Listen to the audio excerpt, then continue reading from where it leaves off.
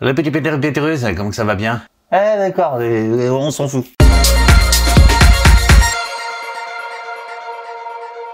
À l'école, on a affaire souvent à des profs qui ont une expérience de terrain, ou elle est ancienne, ou elle est trop courte. Résultat, il y a beaucoup d'astuces qui ne sont plus instruites. Alors j'ai fait cette vidéo pour vous aider à mon tour. Oui, parce que je suis, comment dit-on, Michel, altruiste. Donc si vous êtes peintre, ce que je vais dire va pas vous servir. Théoriquement, vous devriez le savoir. Oh, dis donc, cette chevelure de chérubin, regarde-moi ça. En revanche, si vous avez des conseils, plutôt que de critiquer, bah laissez-les en commentaire. Ça au moins c'est intelligent. Tu vois, je préfère que vous racontiez votre expérience en commentaire plutôt que vous me chiez à la gueule gratuitement. Allez, on commence. Premièrement, pas la peine d'acheter la peinture la plus chère. Et qui dit cher dit qualité, et encore pas toujours. La qualité de la peinture n'est pas un gage de réussite à 100%. Non, parce que réussir sa peinture dépend de deux facteurs tout aussi importants, le matériel utilisé et la technique acquise. De plus, quand tu es un pro et que tu factures la peinture à ton client, quand tu fais passer le montant du simple au triple, bon au double j'exagère, mais au double, parce que justement la peinture que tu achètes est vraiment chère à l'achat, bah tu passes à côté de devis et tu perds parfois des clients. Enfin, c'est sûr. Donc n'aie pas peur de tester des peintures. Après tout, si t'es peintre, c'est ton métier, ça devrait pas trop te poser de problème. Bien sûr, quand je dis achète pas la plus chère, n'achète pas le premier prix non plus de GSB. Va pas en GSB acheter ta peinture, ça s'entend. Hein. N'hésite pas à acheter une peinture que j'ai déjà testée moi dans la playlist testeur de peinture, parce que là, je sais qu'il y a aucun souci avec celle-ci. Il fait juste que tu saches peindre, que tu connaisses la technique et que t'aies les bons outils. Oui, parce que être équipé du matériel, du bon matériel, ça aussi, ça y joue. De ma boutique évidemment, Michel. Où est-ce que tu veux qu'ils achètent ça de toute façon? Et tu verras que tu pourras réaliser un travail avec une peinture de bonne qualité, mais beaucoup moins cher. C'est la peur qui vous maintient dans vos habitudes de vieux. Et ça justement, ça en général, ça touche les plus vieux. Donc ne vous enfermez pas aussi jeune dans la mentalité d'un pépé. Alors ça paraît bête. En fait, sans spot, c'est comme si tu peignais les yeux fermés. C'est sûr que t'as l'impression que c'est bien, puis dès que t'allumes une lumière, oh, la catastrophe. On pense souvent qu'un simple luminaire dans une pièce, ça suffit. Mais pas du tout. L'éclairage artificiel, pour peu qu'on ait de quoi l'allumer, parce que c'est sûr, dans une maison que t'as pas l'électricité et que t'as pas un groupe électrogène, t'es un peu dans la merde. D'ailleurs, je dis des bêtises. Il existe tu vas pas m'aider, Michel. Non, bah non. Non, mais dors c'est bien. Il existe des spots rechargeables. Ça, je l'utilise très souvent sur mes chantiers. J'en ai toujours deux, et je peux le recharger même dans ma voiture. Il suffit juste d'avoir pensé de recharger. Mais enfin, à un moment donné, je veux bien te donner des astuces, mais si t'es con, je peux plus rien pour toi, moi. Hein, parce que voilà, si tu repasses à l'endroit où t'es déjà passé, tu fais une surépaisseur. Si tu oublies des endroits parce que tu les vois pas, bah tu fais des manques. Là, c'est autant de traces en plus de traces de rouleau que tu vas avoir. Donc moi, j'utilise souvent deux sources de lumière distinctes, supplémentaires sur mes chantiers. Je mets jamais la lumière dans ma gueule. Ça paraît bête à dire, mais si t'as la lumière dans la tronche, tu vas vraiment avoir du mal. Je le mets sur les côtés. Je me recule à chaque ligne pour voir où j'en suis. Et je le vois après.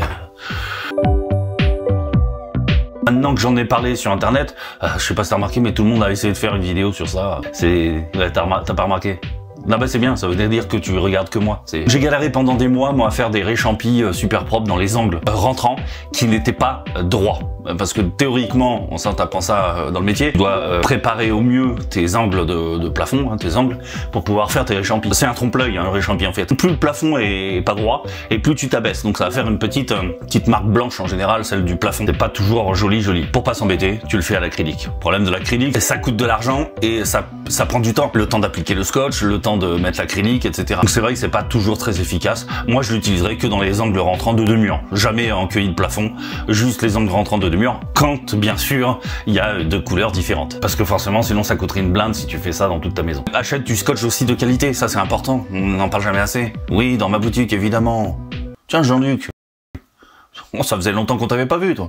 C'est peut-être la première fois que je te vois depuis le début de l'année, non? T'es pas très assidu, Jean-Luc. Bon, pareil, mettez le prix dans le scotch. Hein, un scotch à 3 balles, tu te doutes bien que c'est pas aussi efficace qu'un scotch à 7 euros. Tu vois, il y a la qualité quand même là-dedans. Ça, c'est fait avec un scotch à 3 balles, et le reste, c'est dans mes vidéos. Ça va, tu peux comparer très vite.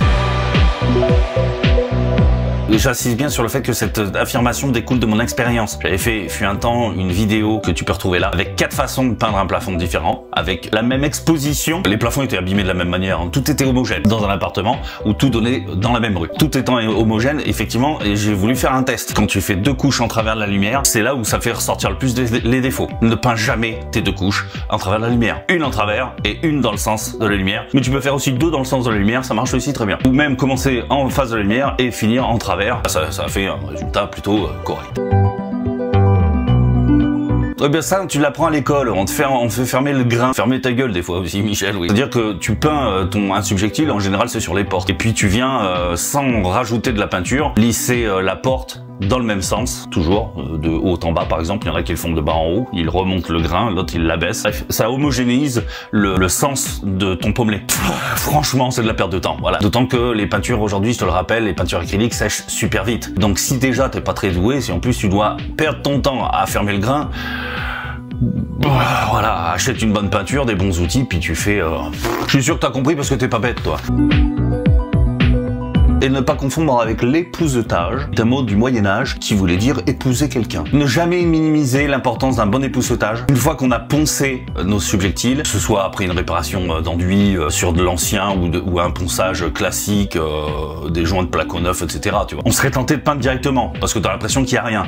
Mais en fait non, époussette vraiment. Parce que même quand on utilise une puissante girafe reliée à un aspirateur tout aussi puissant, il reste toujours en surface une petite poudre. Ça va être mêlé dans la peinture et ça va augmenter, accentuer l'effet de pommelé et c'est vraiment pas très jojo. Des fois tu fais même carrément des tout petits pâtés, tu t'en rends pas compte, puis au loin... Bah non, ça fait une trace, je comprends pas, bah dis donc, qu'est-ce qui se passe ici? Parce que tu n'as pas épousseté. Ça peut aussi entraîner des défauts d'accroche, donc tu pourras avoir du clocage, ce genre de désordre qui est franchement pénible quand tu viens de te taper toute une maison et que tu crois avoir fini, que tout est beau. Et non, c'est pas beau, c'est de la merde, tu vois. On se dit... Oh, on peut se passer de l'époussetage, moi je m'en tape, je le fais, ça marche très bien. Ouais, bah jusqu'au jour où tu feras de la merde, voilà. Pour moi, l'époussetage c'est aussi important que le coup de trick. C'est qui a dit ça?